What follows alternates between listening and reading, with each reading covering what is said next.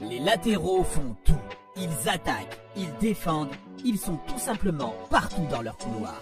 Certains des plus grands noms du ballon rond évoluaient d'ailleurs à ce poste. Qui sont-ils? Voici notre classement des 10 meilleurs latéraux de tous les temps, et tu vas adorer. Abonne-toi à Megafoot, le meilleur du foot en vidéo. Notre numéro 10 est Ashley Cole. Le légendaire arrière-gauche a une très riche carrière. C'est à Chelsea qu'il a remporté ses trophées les plus prestigieux avec une Ligue des Champions et la Première Ligue. Sa carrière a débuté avant ça à Arsenal. L'Anglais a d'ailleurs fait partie des invincibles historiques d'Arsenal. Au cours de sa carrière, il a joué à 107 reprises pour les Three Lions. Place ensuite à Javier Zanetti, leader et meneur d'hommes sur et en dehors des terrains. L'Argentin a passé toute sa carrière, ou presque, au sein du club de son cœur, l'Inter Milan. Polyvalent et habile balle au pied, il pouvait évoluer tant sur l'aile droite que le couloir gauche. Capitaine de l'historique triplé de 2010, Javier Zanetti a disputé 858 matchs avec les Nerazzurri et remporté 5 Serie A. Carlos Alberto, icône mondiale du XXe siècle, est notre numéro 8. Capitaine de la sélection brésilienne lors de la Coupe du Monde de 1970, rapide, technique, adroit, le Brésilien était un joueur complet. Que ce soit en défense centrale ou sur son flanc droit, il est largement considéré aujourd'hui comme l'un des meilleurs défenseurs de l'histoire. Place maintenant à Jacinto Paquetá. Véritable légende de l'Inter Milan, l'arrière-gauche a remporté 4 titres de champion d'Italie, 2 coupes intercontinentales, mais également le championnat d'Europe 1968 avec la Squadra Azzurra. Connu pour son élégance sur le terrain, l'homme aux 94 sélections est considéré comme l'un des meilleurs de l'histoire. Encore un Brésilien. On parle cette fois-ci de Cafu. Vainqueur à 2 reprises de la Coupe du Monde et de la Copa América, l'arrière droit aura marqué l'histoire de son empreinte. Irrésistible dans les années 90-2000, de par sa vitesse et son incroyable technique, il a également remporté la Ligue des Champions. Nous commençons notre top 5 avec la légende allemande. Philipp Lahm.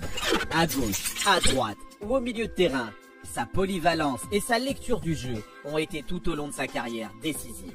Capitaine de l'équipe d'Allemagne championne du monde en 2014, Lahm aura été de tous les sacres du Bayern Munich, club où il a passé quasiment toute sa carrière. Marcelo Vieira da Silva Jr., plus couramment appelé Marcelo, s'inscrit dans la lignée des grands latéraux brésiliens. Après avoir été révélé à Fluminense, ce dernier rejoint la Casablanca en janvier 2007. Le reste appartient à l'histoire. Il remporte 4 Ligues des Champions et 5 Ligas. Avec l'équipe du Brésil, il remporte la Coupe des Confédérations 2013 et dispute les Coupes du Monde 2014 et 2018. Tous les passionnés du ballon rond ont en tête son coup franc magique de 40 mètres. Oui, Roberto Carlos est notre numéro 3. Offensif, féroce, rapide. El Hombre Bala était un nom tout à fait approprié pour lui. Collé à la ligne de touche sur son flanc gauche, il remporte avec le Real 3 Ligues des Champions. L'homme aux 125 sélections a également remporté la Coupe du Monde 2002. Place au défenseur le plus titré de l'histoire du football, Monsieur Dani Alves. Son charisme, sa mentalité de gagnant et sa palette technique sont inégalables. Au Barça, le latéral droit aura été la rampe de lancement numéro 1 de Lionel Messi et l'un des éléments indispensables de Pep Guardiola. Tout au long de sa carrière, le Brésilien aura tout remporté sur son passage. Nous y voilà, Paolo Maldini est premier de notre classement. 25 trophées en 25 saisons, dont 5 Ligues des Champions. L'Italien restera à jamais l'homme d'un seul club. Son approche exquise du beau jeu, son intelligence de placement et son leadership inné sur le terrain l'ont rendu unique.